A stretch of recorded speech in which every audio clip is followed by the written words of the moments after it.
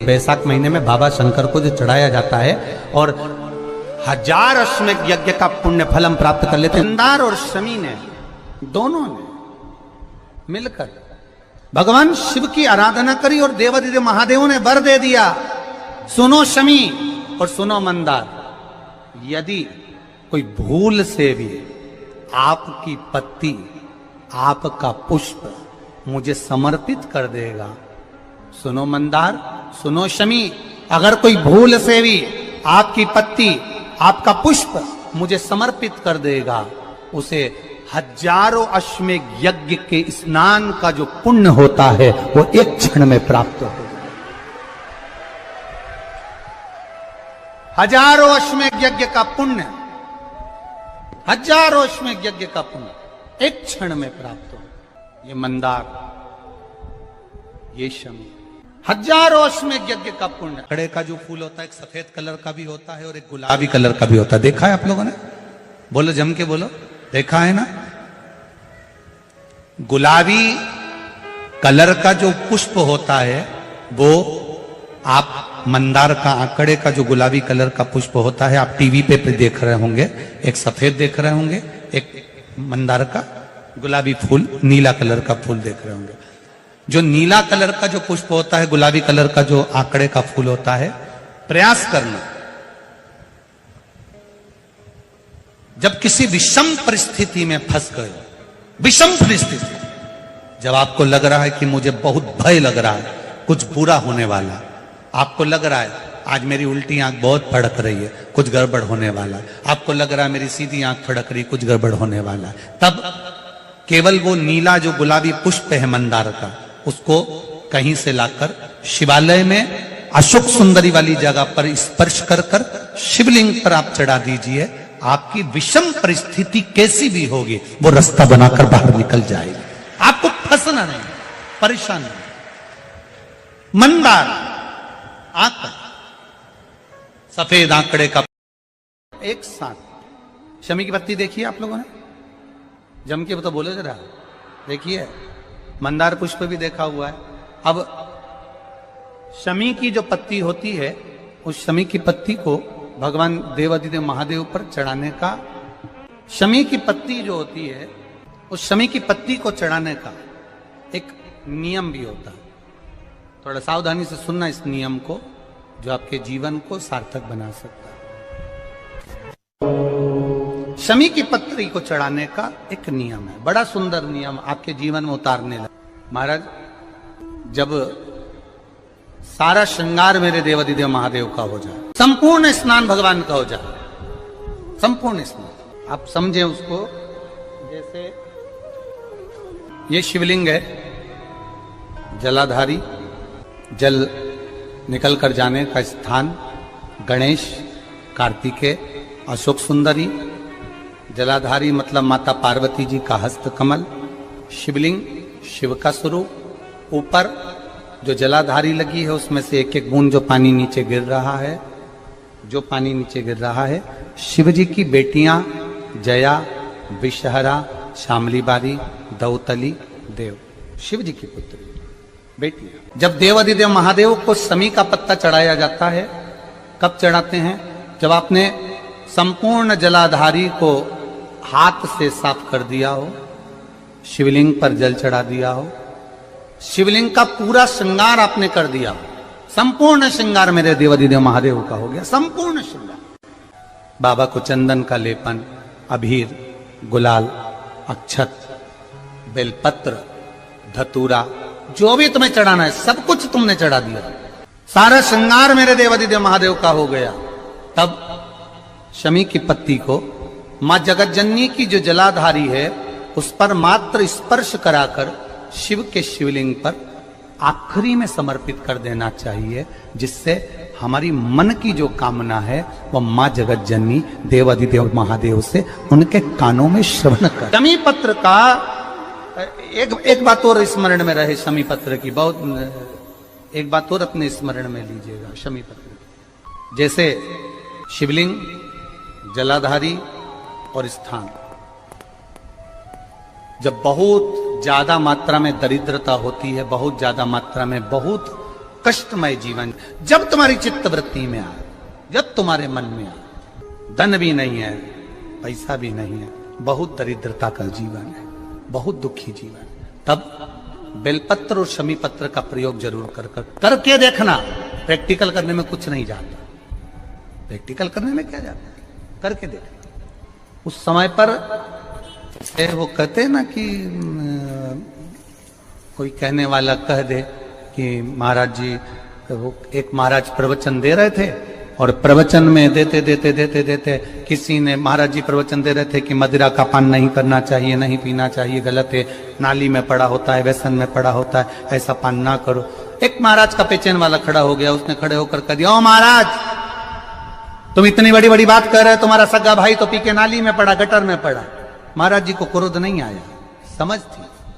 महाराज जी ने कहा, भैया देख, मैं भी प्रवचन दे रहा हूं, मेरा भाई भी प्रवचन दे रहा है, मैं मुंह से समझा रहा हूं कि पीकर लोग नाली में गिरते हैं, गटर में गिरते हैं, मेरा भाई प्रैक्टिकल करके दिखा रहा है कि मत पिया। प्रैक्टिकल वाली बात है। शमी पत्र बेलपत्र का एक बार जीवन में प्रैक्टिकल कर देखना, प्रैक्टिकल करना। जैसे आपको कहा कि आपका विश्वास अगर पक्का है, भरोसा अगर दृढ़ है, और शंकर के प्रति अगर आपका विश्वास पक्का है, शंकर कह रहे हैं, मां उमा से, मां पार्वती से, मेरा महेश कह रहा है, मेरा बाबा भोलेनाथ, मेरा बाबा विश्वनाथ, मेरा त्रिकालदर्शी कैलाशी अविनाशी कह रहा है कि हे पार्वती,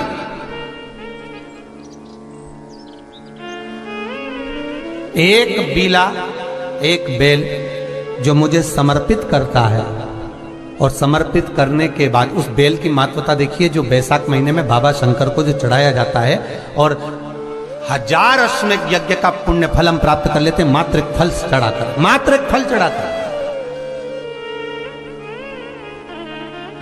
हे पार्वती,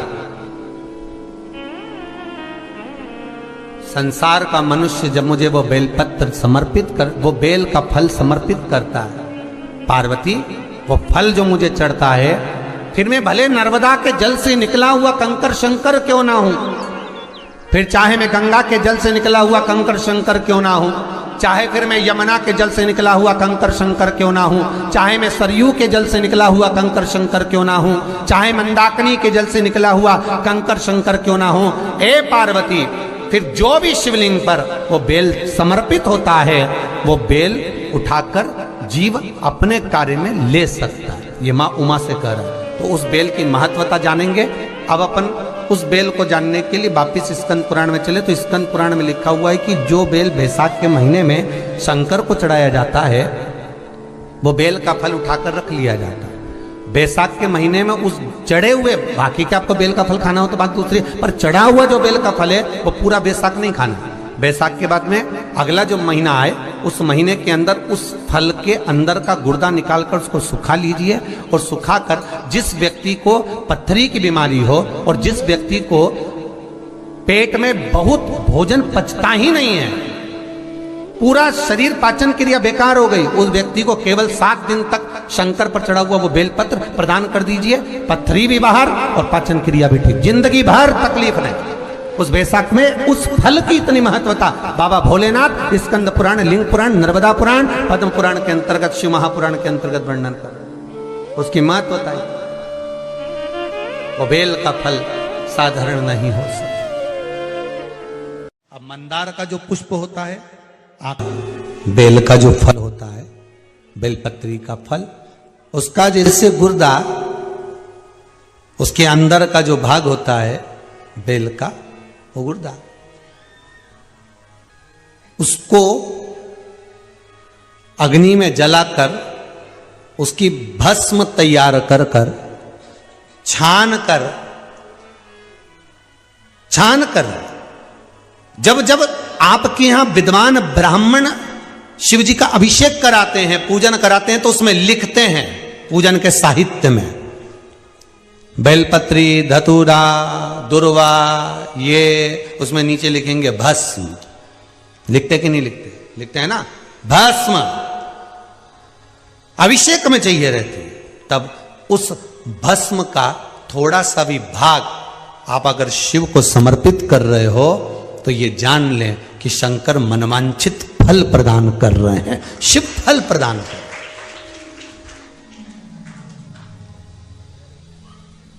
महाराज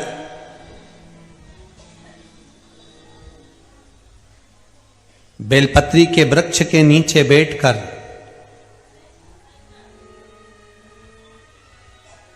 हाथ में एक बेलपत्र का पत्ता रखकर आप पंचाक्षर मंत्र नमः शिवाय, ओम नमः शिवाय या श्री शिवाय नमस्तुभ्यम या महामृत्युंजय मंत्र का स्मरण कर रहे हो, पर डंडी का भाग अपनी ओर, बेलपत्र की बीच वाली पत्ती का भाग बीच वाली उंगली की ओर रखकर अगर आप स्मरण कर रहे हैं और अपनी कामना कर कर बेलपत्री के वृक्ष के नीचे बैठकर उस पत्ते को सम्मुख रखकर बाबा से विनय कर कर एकांत में उस बेलपत्री के वृक्ष की छांव में, बेलपत्री के वृक्ष की छांव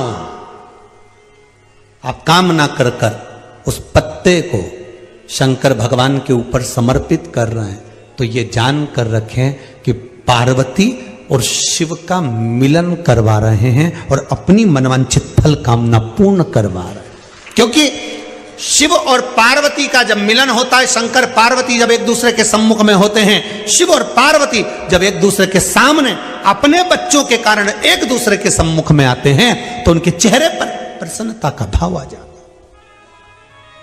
है। फल, मनवांचित फल की कामना आप जिस कामना के लिए कर रहे हैं, विवाह के लिए, नौकरी के लिए, सर्विस के लिए, व्यापार के लिए, रोग मुक्ति के लिए, आप जिस कामना से कर रहे हैं, ईश्वर महादेव, जो व्यक्ति पथ भ्रष्ट होता है, जैसे मदिरा के नशे में पड़ गया, कहीं जुए में पड़ गया, कहीं मांसाहार में पड़ गया, कहीं व्यसन में पड़ गया, कहीं गलत काम में अगर कोई जा रहा है, तो श्रंभेश्वर महादेव के नाम से काली तिल भगवान शिव को समर्पित करी जाती है।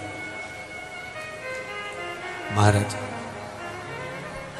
काली तिल को वापस उठाकर ले आते हैं, उसी काली तिल को जो मदिरा का नशा करने वाला होता है या जो गलत व्यसन में डूबा हुआ होता है, उसको वो सुबह के समय अगर नहीं खाता तो भोजन के साथ उसको दिया जाए। श्रंभेश्वर महादेव, एक बेलपत्री का भी बहुत अच्छा प्रयोग है श्रंभेश्वर महादेव का, मदिरा पीने वालों के लिए, मांसाहार, व्यसन में, जुए में, पेशावृत्ति में, पर नारी में, गलत जगह पर जो डूबे रहते हैं उनके लिए। पहले की कथा में उसका वर्णन किया है बेलपत्री का। श्रंभेश्वर महादेव, एक बार सब बोलेंगे, कौन से महादेव? श्रंभेश्वर महादेव। फिर जम के बोल लो एक बार, श्रंभेश्वर महादेव। जब हमारे घर में क्रोध बढ़ता है या कोई गलत कार्य में जाने लगता है, तो श्रंभेश्वर महादेव का हमें शरणागति लेना चाहिए, श्रंभेश्वर महादेव का पूजन करना चालू कर देना चाहिए। कई लोग कहते महाराज जी, श्रंभेश्वर महादेव का मंदिर कहाँ मिलेगा, हम कहाँ पूजन करने जाए? कहीं नहीं जाना, तुम्हारे घर के पास में जो शंकर जी का मंदिर है वहीं जाओ, उसी देवालय में, उसी मंदिर में जाओ, श्रंभेश्वर महादेव के नाम से जल चढ़ाना प्रारंभ करेंगे। वो जल जो गलत संगत में पड़ा हुआ है उसका आचमन कराना प्रारंभ करेंगे, अपने आप उसकी धीरे धीरे बुद्धि सुधरना प्रारंभ हो जाएगी। ऐसा श्रंभेश्वर महादेव का है।